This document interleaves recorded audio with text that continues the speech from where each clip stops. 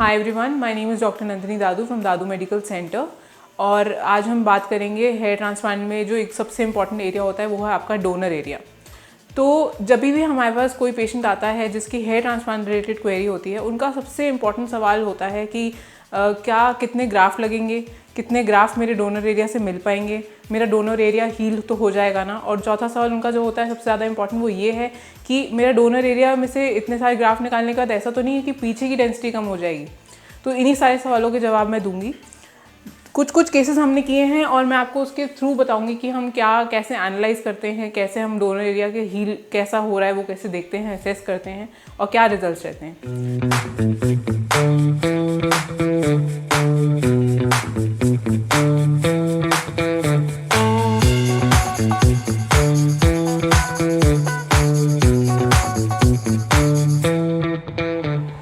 जब भी आप हेयर ट्रांसप्लांट के लिए जाते हैं, आपके जो डर्मेटोलॉजिस्ट हैं या जो हेयर ट्रांसप्लांट सर्जन हैं वो सबसे पहले आपका स्कैल्प असेस करते हैं।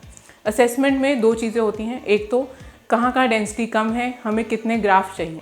दूसरा असेसमेंट का पॉइंट होता है कि आपका डोनर एरिया कैसा है। डोनर एरिया कैसा है का मतलब है कि उसमें से क्या उतने सफिशिएंट ग्राफ्ट निकल पाएंगे जितना हमें चाहिए अपनी सर्जरी के लिए। बाल कैसे हैं, ग्राफ्ट कैसा है, पतला है, थिन है, कितने फॉलिकल वाला ग्राफ्ट है, ये सब असेस करते हुए ही आपका एस्टिमेशन लगाया जाता है या आपका हेयर ट्रांसप्लांट का पूरा प्लान तैयार होता है। तो अब जैसे हमने असेस कर लिया कि हमें इतने पर्टिकुलर ग्राफ्ट जैसे कि 2000 या 2500 ग्राफ्ट चाहिए, तो अब हम असेस करेंगे कि हमें कहाँ लगाने हैं। तो हेयरलाइन करना है, क्राउन करना है, वर्टेक्स करना है। उसके बाद हम आते हैं डोनर एरिया पे। तो डोनर एरिया से मैंने देखा कि हाँ 2000-2500 ग्राफ्ट आराम से निकल सकते हैं। तो उस हिसाब से हम प्लान करके उसे प्लान को फिक्स कर देते हैं कि ठीक है आपके निकल जाएंगे।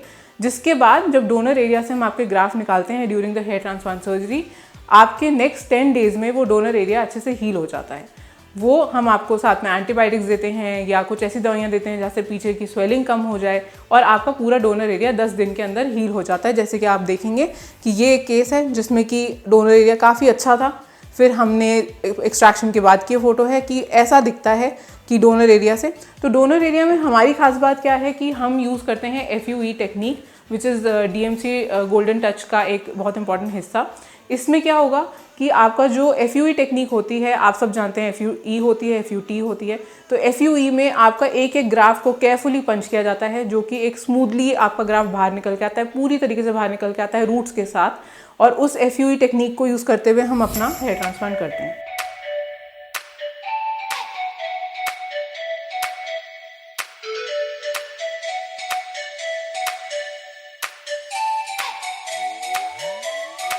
कि आपकी हीलिंग बहुत अच्छी होती है, जल्दी होती है, पेनलेस होता है एंड ब्लड नहीं निकलता। ये सब बहुत जल्दी बहुत अच्छे रिजल्ट्स हैं।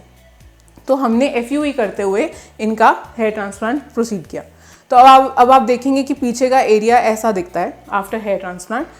अब जब ये हमारे पास आए 10 दिन बाद हमने इवैल्यूएट किया था, पूरा तरीके से इनका डोनर एरिया हील हो चुका था।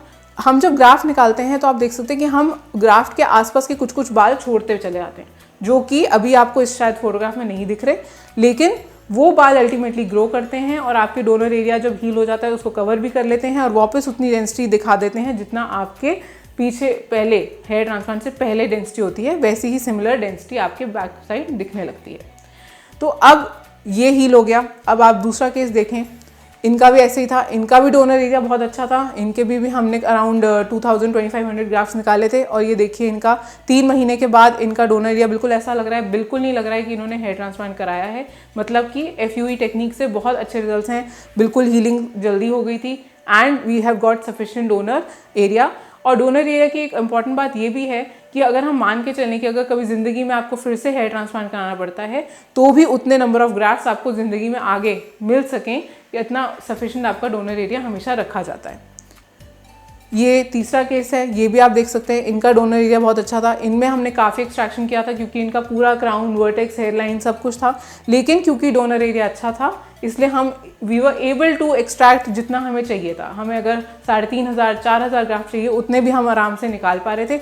और उसके बाद भी देखिए इनकी काफ़ी अच्छी डेंसिटी है। So basically it's all about evaluation. हमने एवैल्यूएट करके देखा कि हम कितने निकाल सकते हैं, कितने के बाद हम आपके पीछे का डोनर एरिया भी उतना सफिशिएंट रख पाएंगे कि कभी आपको ज़िंदगी में दूसरा कराना पड़ता है हेयर ट्रांसप्लांट, उसके लिए भी बचे, और नहीं तो वैसे भी पीछे का लुक ऐसा रहे कि आपकी डेंसिटी बरकरार रहे। दूसरी इंपॉर्टेंट चीज़ जो आपके लिए है वो ये है कि डोनर एरिया से कितना एक्सट्रैक्ट करना है, ये भी आपकी कॉल हो सकती है। जैसे कि हो सकता है आपने पहले हेयर ट्रांसप्लांट कराया हुआ हो, तो जब आप हमारे पास आएँ तो हमें दूसरी बार हेयर ट्रांसप्लांट की सेटिंग करनी है, तो ऑलरेडी डोनर एरिया काफ़ी एग्जॉस्टेड है, वहाँ पे उतने ग्राफ्ट नहीं मिल रहे, तो आप हमसे पूछेंगे, हम आपको बता देंगे कि हम इतने ग्राफ्ट निकालेंगे, लेकिन इसमें पूरा डोनर एरिया खत्म हो जाएगा या उतनी डेंसिटी नहीं रहेगी जितना कि आपको पीछे से लगेगा, हो सकता है खाली हो गया है, तो हम आपको पूरा एक्सप्लेन करेंगे। या हो सकता है कि अभी डोनर एरिया बहुत अच्छा है, लेकिन हम मान के चल रहे हैं कि आगे प्रोग्रेसिव रहेगा आपका जो मेल पैटर्न बॉल्डनेस है, और इसलिए हो सकता है आपको 10 साल बाद या 15 साल बाद किसी और एरिया के लिए हेयर ट्रांसप्लांट कराना पड़े, तो उसको भी कंसिडर करते हुए हम डोनर एरिया देखते हैं कि हम इतने ग्राफ्ट हम निकाल सकते हैं। अब एक सिचुएशन जो ये है कि अगर आपका ऑलरेडी एग्जॉस्टेड है या आपके ऑलरेडी जैसे आगे के बालों की थिनिंग हुई है वैसे ही पीछे के बालों की थिनिंग भी हो गई है, तो हो सकता है हमारी ग्राफ्ट ऑलरेडी बहुत पतला और बहुत डेंसिटी कम है, तो मैं वैसे ही कहूँ कि हाँ मैं इससे ज़्यादा ग्राफ्ट आपके डोनर एरिया से नहीं निकाल सकती। लेकिन फिर ये आपकी चॉइस है, क्योंकि हो सकता है कि काफ़ी ऐसे पेशेंट्स होते हैं जो आके कहते हैं कि नहीं ठीक है, मुझे चलेगा कि पीछे के डोनर एरिया से बाल कम हो, क्योंकि मुझे आगे का हेयर लाइन अच्छा चाहिए, मुझे आगे का फ्रंट लुक अच्छा चाहिए, मुझे क्राउन अच्छा चाहिए, मुझे वर्टेक्स अच्छा चाहिए, क्योंकि मेरा प्रोफेशनल रिक्वायरमेंट ऐसा है या मेरा जॉब ऐसा है, मुझे बहुत ज़्यादा वर्क फ्रॉम होम करता हूँ तो लैपटॉप के आगे बैठना है, मेरे कैमरे में फ़ोटो अच्छी आनी चाहिए।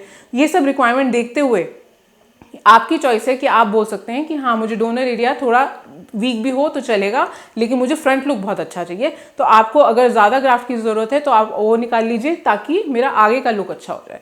सो बेसिकली ये सारा डिस्कशन आपको करना है अपने हेयर ट्रांसप्लांट सर्जन के साथ या डर्मेटोलॉजिस्ट के साथ before planning your hair transplant, ताकि आपको भी पता रहे कि आपका डोनर एरिया कैसा लगेगा या आप क्या एक्सपेक्ट कर रहे हैं अपने हेयर ट्रांसप्लांट के रिजल्ट से, या फिर अगर आपको कभी ज़िंदगी में आगे हेयर ट्रांसप्लांट कराना है तो उसके लिए आपका कितना डोनर सफिशिएंट रहेगा या आपका आगे के लिए क्या प्लान रहेंगे फॉर हेयर ट्रांसप्लांट। अगर ये वीडियो आपको इन्फॉर्मेटिव लगी तो आप हमें फॉलो कर सकते हैं on YouTube and Instagram. Thank you so much.